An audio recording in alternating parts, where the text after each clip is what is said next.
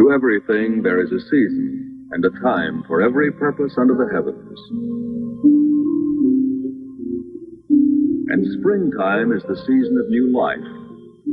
And we must bear in mind that there are three kinds of life. First, there is the life of the soil.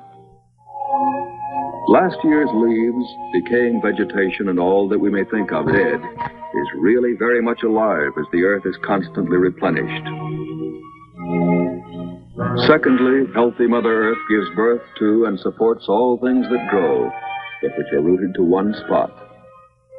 And crowning the Trinity, up from Mother Earth, through the infinite variety of plants, there is the magnificent life that is not tied down, but is free to swim and run and fly.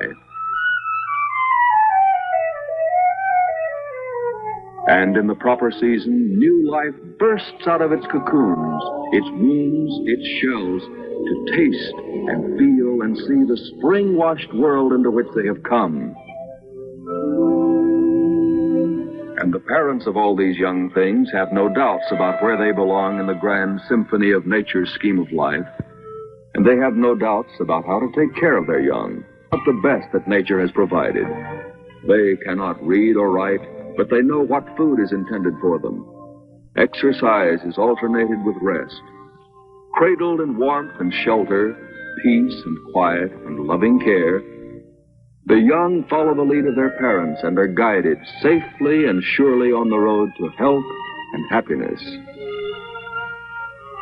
Hello, what have we here? Obviously a representative of the human race. Man behaves as if he were master of all creation, with the power to dominate all other animals. And the paradox is that of all the living creatures of the world, the only one who is in doubt about his place in nature and how to take care of his young is 20th century man.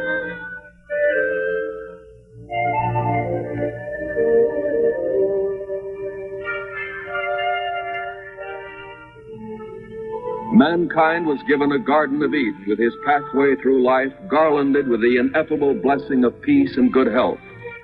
But he has distorted it into a maelstrom of confusion, with premature death and disease rampant everywhere. He has strayed far from nature and his simple natural needs. And by his unlawful living habits, he is destroying himself. He is sick in body,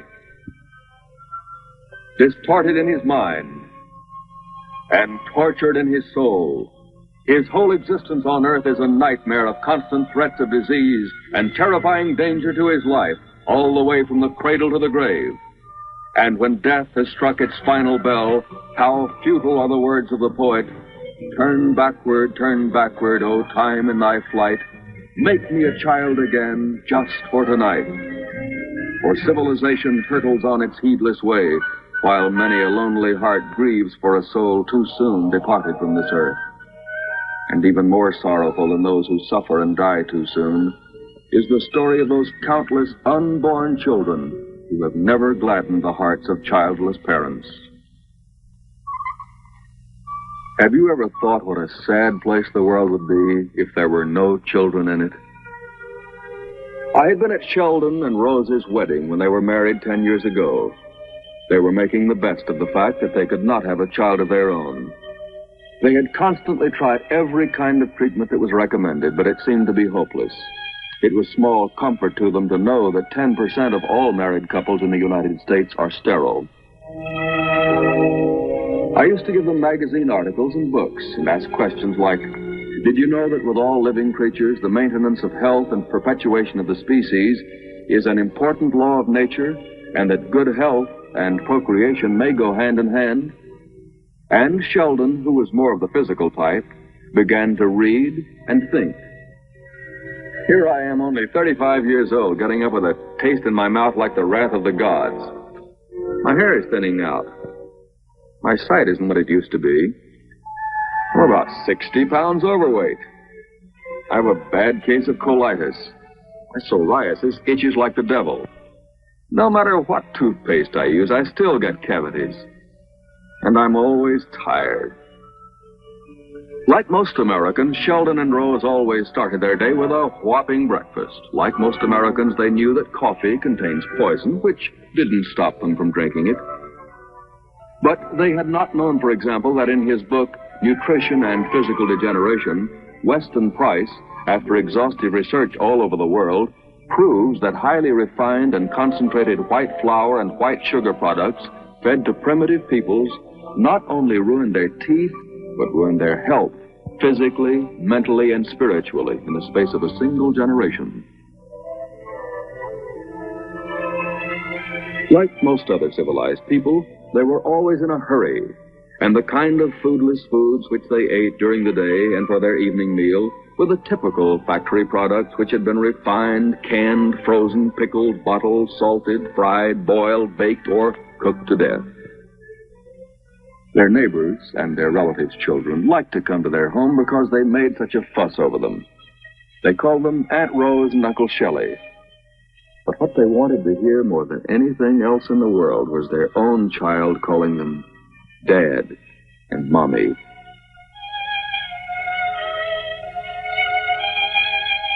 They tried to fill their lives with other interests. Plato had a regular gymnasium.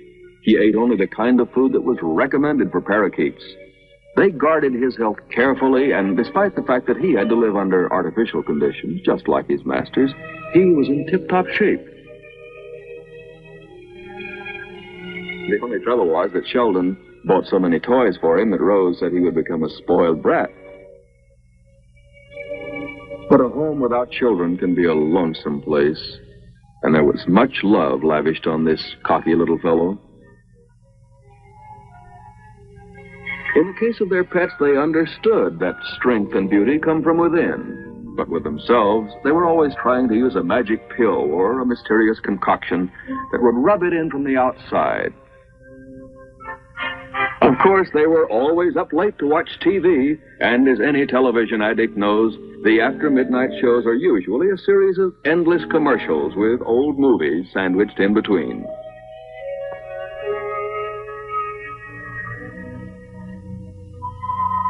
Television is the most powerful medium for reaching the mind of man.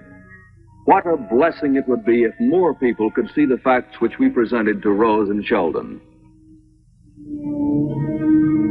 Here in these burning leaves, we see the folly of civilization's destruction of nature's method of restoring the earth's fertility.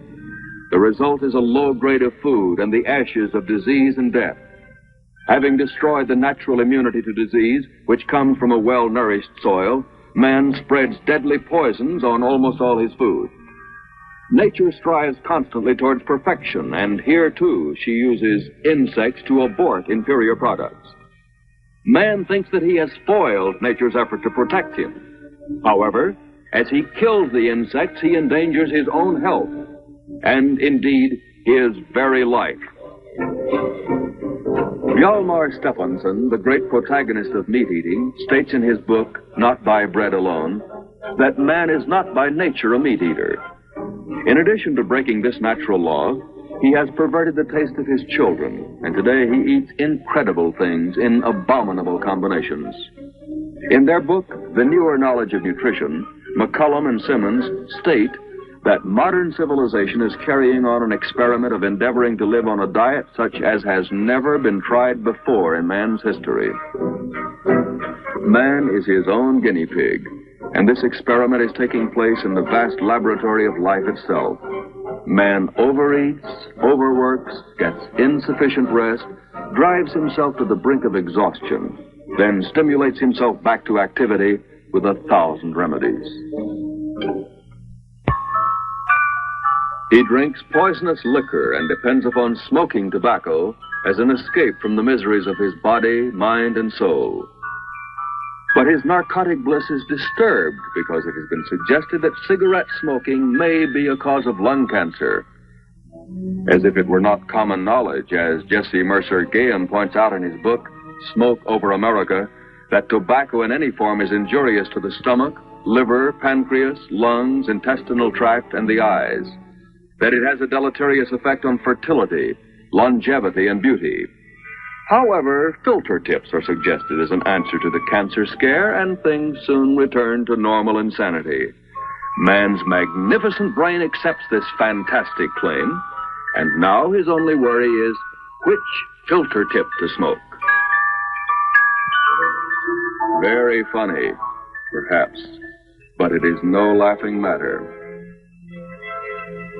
Supposing that you were told that you had cancer of the lung and that one half of your lung would have to be cut out, would you reach for another filter-tip cigarette? We're not talking about some other John or Jane, but we mean you. Y-O-U. Statistics show that the hand of disease and death may be pointing right at you and may claim you for the next victim. Will you be the one out of every 4 persons now alive who will develop cancer? 10 million Americans are suffering from heart and circulatory diseases. Will you be one of them? Are you the one out of every 12 persons who will spend some part of your life in a mental hospital? Are you one of the 10% who will have ulcers? 2 million of us have diabetes and half of us don't know it. Are you one of those who will be caught? Whatever your station in life, you may be next on the list. 90% of all persons beyond middle age in this country will have some form of arthritis, the nation's greatest crippler. And in the case of children, chronic diseases like cerebral palsy, epilepsy, muscular dystrophy, and multiple sclerosis are widespread. Gordon Brand, a cystic fibrosis victim, is but one example of thousands of children who cry out for help. Is there no escape? Is it man's destiny to be sick? Sheldon and Rose were learning the answer to these questions. Is it possible that the tree of life is governed by the law of, as ye sow, so shall you reap? And if the roots of our lives are poison habits, disturbed emotions, constant excesses on the one hand, and serious deficiencies on the other, the result is enervation and general toxemia? Is it a fact that chronic disease evolves only after the suppression of many acute crises, while the real cause, our unnatural habits, is never removed? Is it possible that we build disease beginning with birth? Is it possible that by correctly providing a baby's simple needs for a safe journey through life, we can build health instead of disease? Instead of mere theory, Sheldon and Rose learned about many actual people who have mastered the art of intelligent living. People like Joanna Lange of St. Louis, Missouri, who, besides having a master's degree in music, has 2 fine children who have never had any of the so-called childhood diseases. And she attributes it to the fact that she depends upon the resources of nature for their health. People like Althea Pennipen of Batavia, New York, a real mother who knows that human babies, like their animal friends, are entitled to the only food that is intended for them in the beginning, their own mother's milk.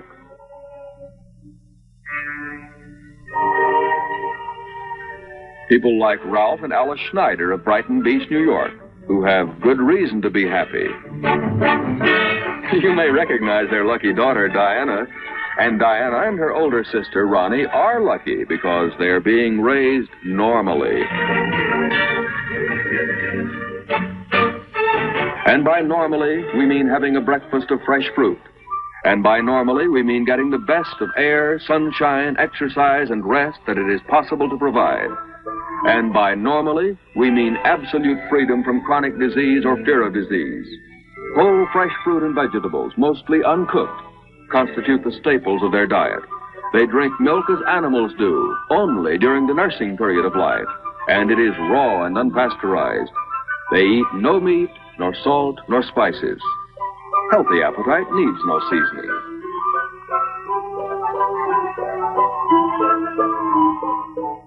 In Bloomfield, New Jersey, we visited the family of John and Adele Sepsic. It was Christmas, the season of peace and goodwill, when the innate love which is normal to mankind runs to high and noble conscious expression. And John and Adele are among the fortunate parents who realize that love for their children means protecting and guarding them. Little Mark fell asleep, but Richard had a lunch of freshly made carrot juice, a salad chopped up on the blender. He also likes to eat it whole. And unroasted, unsalted peanut butter. No sugar and no spice, and other things not so nice. For they're not the things that healthy little boys are made of. And while we were in New Jersey, we dropped in on the Campbell family at Packanack Lake. 5 of them, 3 boys and 2 girls. And after a brisk morning on the ice, with a thermometer hovering around 0, you may be thinking that they'll be coming in for a hot lunch of meat and potatoes and pie. Let's see. While she prepared lunch, and kindly observed that she washes the fruit thoroughly, we asked Sophie Campbell, do your children stay healthy and happy on a diet of fresh fruit, nuts, salads, and some cooked vegetables? And she replied, they certainly do. And on the rare occasions when one of them may have a sniffle or any other slight indisposition, we know that it is nature's way of cleansing the body. And Papa Campbell agreed, and added that a few days without food and rest in bed if possible, and their youngsters would bounce up just raring to go. He added that nothing serious can ever happen to children who live as closely as possible in accordance with nature's law. Health cannot be bought. It must be built, just like the well-planned airplane that flew us westward to meet Dr. and Mrs. Ted Franklin of Bryan, Texas, who are following the same pattern of normal living and add to the skein of evidence that good health is not an accident. He is interested in tree-culture, and she, well, let's quote her. I have my books and my religious study. I have many other interests, but above all, I would like the whole world to benefit from the knowledge of how successful we have been in imparting good health physically, mentally, and spiritually to our children. And these glowing youngsters remind us of a bouquet of American beauties. Are you counting them? Mary Ann, Betty, Martha, Judy, Janet, John Edward, and Jojo. 7 is right. A wonderful American family. The mother of this happy brood had been unable to speak or hear since she was a child of 6. Now, she is recovering her speech and hearing. Miraculous? Not at all. For good health and wholeness go hand in hand through life. So sing out with joy, for it is children like yourselves who may hold the key to the health of future generations. In Dalton City, Illinois, Robert Rowe lives on a farm with his good wife, Barbara, and their 3 fine husky boys, Jack, Ronnie, and Larry. Not so long ago, despite the fact that he was an organic farmer, Robert Rowe was a sick man, suffering constant pain in his back and shoulders. Searching everywhere for help, he was led to the study of a system called natural hygiene, which really is synonymous with normal living. It teaches that there is only one way to get well and stay well, and that is to discard all abnormal habits and to live normally thereafter. It teaches that each bad habit which we retain will retard our health. We cannot bargain with nature. It teaches that we should not eat our animal friends, but that we should share the joy of life together. That we should breathe pure air. That we should drink pure, unpolluted water. That we should get lots of sunshine and outdoor exercise, alternated with rest. That we should eat fresh food in simple combinations. It teaches that we do not live by bread alone, but that life goes on because of a symbiotic relationship between all of life. It teaches that food should be grown as naturally as possible. You may rest assured that no leaves are burned on this farm. Bob Rowe says that in his own case, he began to think of how enlightened farmers have overcome disease in plant life.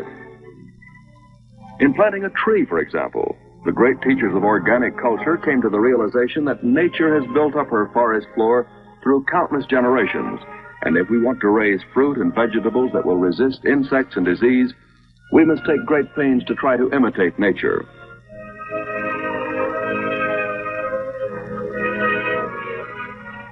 Similar open-minded methods of research and techniques might with great profit be applied to human life.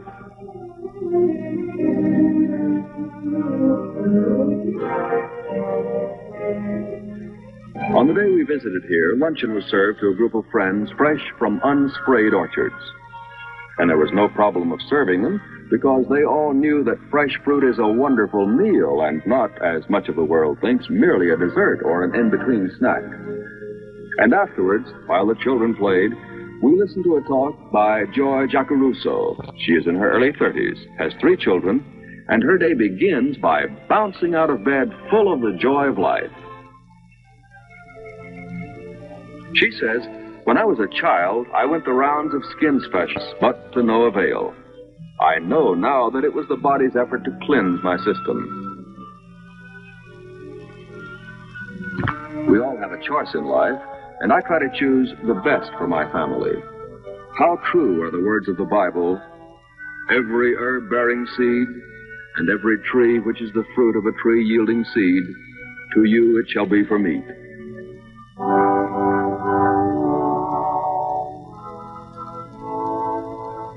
Of course, our children do pick up some bad habits on the outside, but it also works the other way around. It is not unusual for them to ask their mothers for the same kind of lunch that I pack for Lois and David, who go to school. The average housewife is constantly beguiled by plans and devices for making life easier. Civilized life is not easy or simple, but our obedience to the laws of life frees us from the slavery of the kitchen and gives us good health, with the naturally greater power to cope with and surmount the most difficult problems. Miami, the city of sunshine and coconut palms. And where there are coconuts, there are monkeys. But the little one whom we want to meet here is the youngest of the Curcio family, Bunny.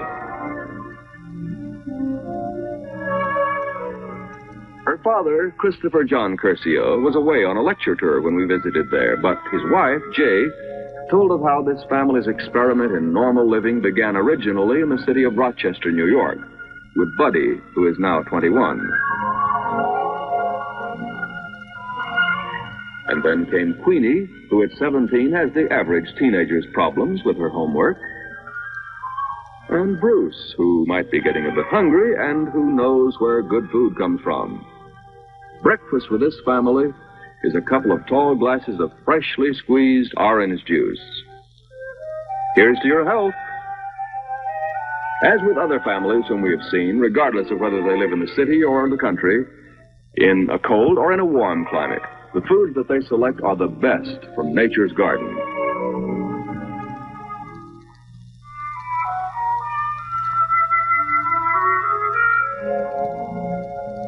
The vitamins and minerals and all the body's needs are supplied abundantly by whole, fresh food.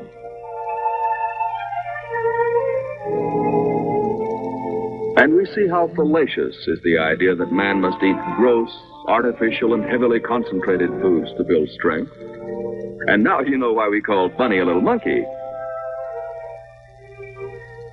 Over 90% of children in presumably well-fed America have cavities, but we found none amongst hygienically raised children.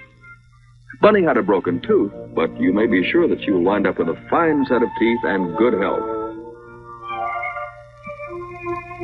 For whether it is these 4, or 400, or 4,000, or 4 million, good health will spread protective wings over all children everywhere, building strong, disease-resistant bodies, providing they're given their normal needs.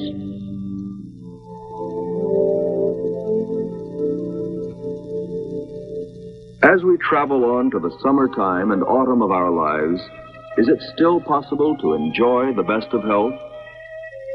We will continue our search for the causes of health presently, But first, let us see how Sheldon and Rose have reacted to all this information.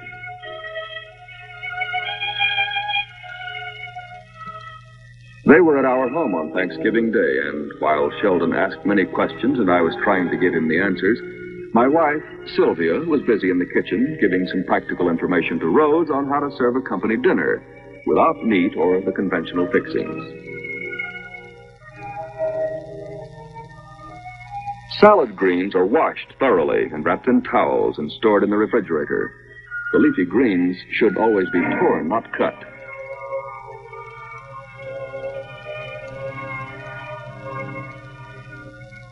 Things like celery, tomatoes, cucumbers, and green peppers should be cut in wide strips and always with the grain. What a delight to serve a meal for which no creature had to die. Let's pray in the immortal words of the poet Shelley. Never again may blood of bird or beast stain with its venomous stream a human feast.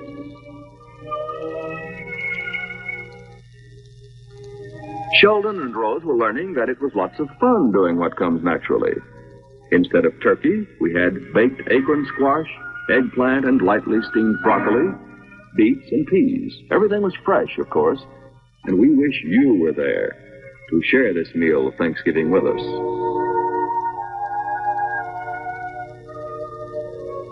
Life itself is indeed the best school, and Rose and Sheldon now knew that if they wanted better health, they would have to discipline themselves. And as they discarded their old bad habits, they also did some thorough house cleaning. It may appear that they were preparing for a party, what with the liquor, candy, and cookies. And it really was a farewell party. No more would foodless foods disgrace this table. No more would they depend upon so-called food supplements, vitamins, or pills or capsules. For once, sugar and coffee do go well together. Let the dead past bury its dead. And welcome instead to the glorious food on which mankind has survived through the ages. Food cooked by nature to a delicious turn of ripeness, uncontaminated and consumed in its wholeness. Food that gladdens man's eyes and that delights his senses of smell and taste and touch. In a few months, Sheldon lost 60 pounds. Before becoming interested in a more normal way of life, he had not read a book since he graduated from high school. But now he had to do a little carpentry to make room for his growing library. And besides the loss of weight, his colitis was gone. His itching psoriasis had practically disappeared. There were no more aches and pains. And although they still did not dare to hope that they might have a child of their own, they were spending much of their time in study and were encouraged by such true stories as Jack and Rose Solomons, who live in West Palm Beach, Florida. When they were both nearing the 40-year mark, having been told that they could not have a child of their own, they adopted a son in Cuba, who was away at school when we visited them. At a time when most people are approaching middle age, they changed their conventional habits of life completely. And lo and behold, these two children were born to them. At a convention party, Mr. and Mrs. C.E. Doolin of Dallas, Texas, told us that after 3 years of childless marriage, she finally began to follow the teachings of natural hygiene to try to avoid a dreadfully feared operation for possible cancer of the breast. She fasted for 36 days under proper supervision, and subsequently the growth disappeared completely. Now they have 4 children, 2 beautiful girls and 2 fine boys. Instead of a drastic operation with its ugly disfigurement and uncertain aftermath, Mrs. Doolin regained her health and used her knowledge to raise a happy family.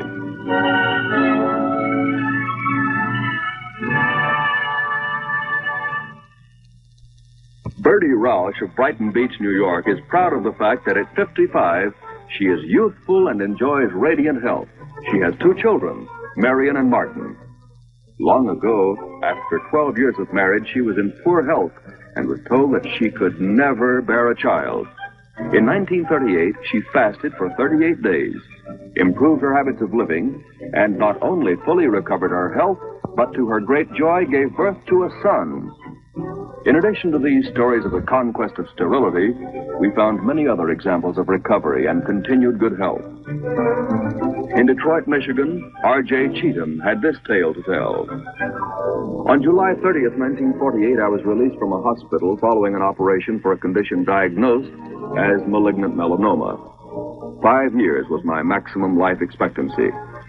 Not wanting to die, I tried every treatment recommended to me, including drugs and shots, vitamins, minerals, massage, vibration, x-rays, and colonics. Instead of getting better, my condition became worse. I am in good health now because I have followed the teaching exemplified by such great teachers as Herbert M. Shelton, whose books I have read from cover to cover. I owe my being alive today to natural hygiene.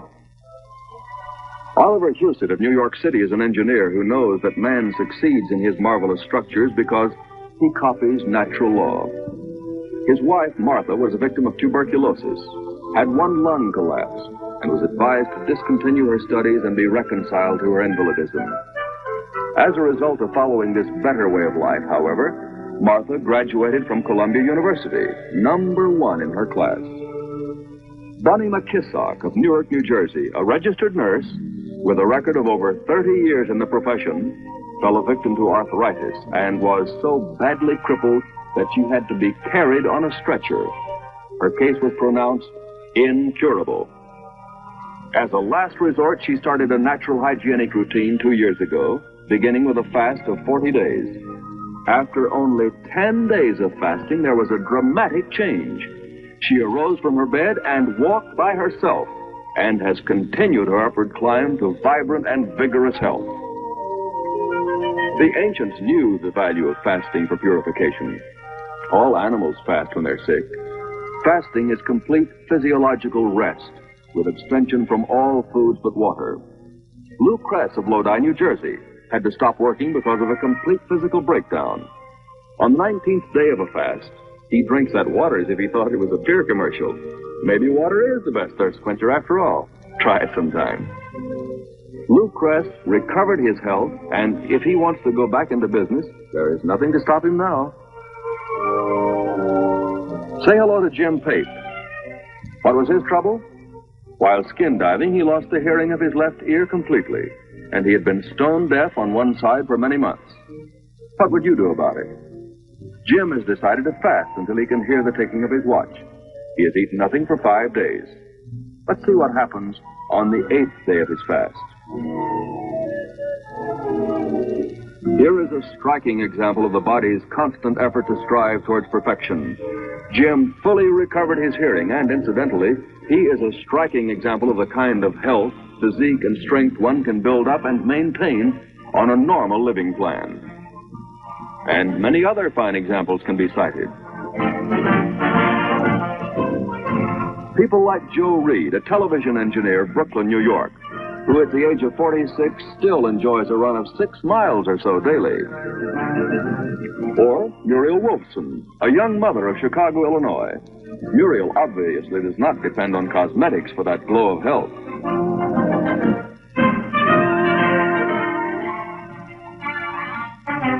Or a ballerina like Ann Limpert of Royalton, Ohio, who was able to dance again after authorities had said her case was hopeless.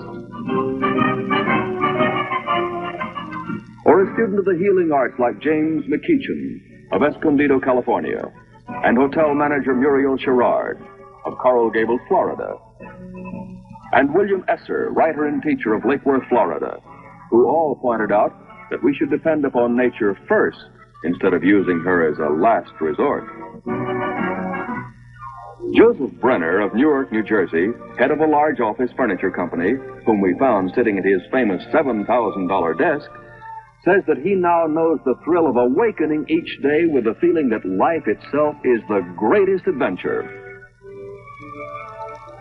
Several years ago, as we could see from his portrait, Mr. Brenner was about 40 pounds heavier, looked robust, but he had lost his former youthful drive. Today, he and his wife, Ann, know the joy of exuberant health, and as a hard-headed business executive, he has been thoroughly sold on natural hygiene, which has a successful record since the year 1820, when Trop and Jennings, who were medical doctors, and Graham, who was a minister, first began its teachings. He says that life began for him at 58, and that people who return to the ways of natural hygiene have moved the prime of life forward by many years. And bearing out his contention, Homer Kentner of Rochester, New York, retired printing salesman at the age of 67, offers a toast to everlasting youth, with pure water, of course. And James Lopez, a philosopher of Corona, Long Island, at the age of 65, is establishing a connecting link in this school of life with the Spanish-speaking world.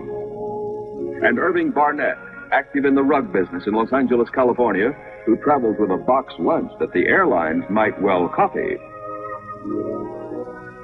And gracious Deborah Dunkelman of Chicago, Illinois, spry and proud of her years, demonstrates the kind of food that keeps her young. Robert Anderson of Rhinebeck, New York, who is enjoying a romp with his daughter and grandchildren, is well over the 70 mark now. It is a fact that he was given up to die when he was 40 years old, but he's still very much alive. The golden years are fruitful and full of promise for people like Fanny Schaefer of Woodridge, New York. And the promise has been fulfilled for Ivan Marks of Buffalo, New York, who at the age of 82 happily again operates his own printing press, something he certainly had never expected to do 10 years ago when he fell a victim to heart trouble. And, well, you may smile, Ivan Marks, for well you know the precious and priceless gift of old age is good health.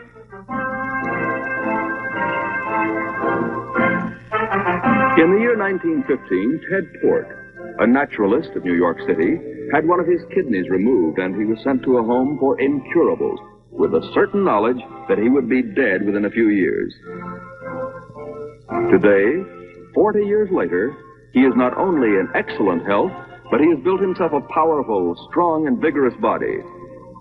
Lin Yutang says that life should be a symphony and end in a crescendo of peace. Instead of being in their graves, instead of a bed of pain, instead of frightful caricatures of human beings, age can indeed be the most glorious part of life. Thomas Southard of Columbus, Ohio, was forced to sell out a profitable printing business when he was about 50 years old because he was told that he had a swollen heart and might drop dead at any moment. He retired and waited for death, but he learned about the natural hygienic way, and today at the age of 88, he has reestablished himself in another business, often walks 10 miles, and he and his wife are enjoying life together with their children and grandchildren. At the age of 85, Hereward Carrington of Los Angeles, California, is a living legend. More than 50 years ago, he wrote some of the classic literature of natural hygiene. Today, the world talks about geriatrics and the science of gerontology and wonders how to preserve the health of our aging citizens. Science needs go no further, for here are the positive answers as to how to add more years to life and more life to the years. And John Maxwell of Vista, California, has reached the splendid golden age of 95. All of these people who are living this noble experiment prove that the same laws govern us from infancy to old age, and that we can live in the springtime of life all our lives.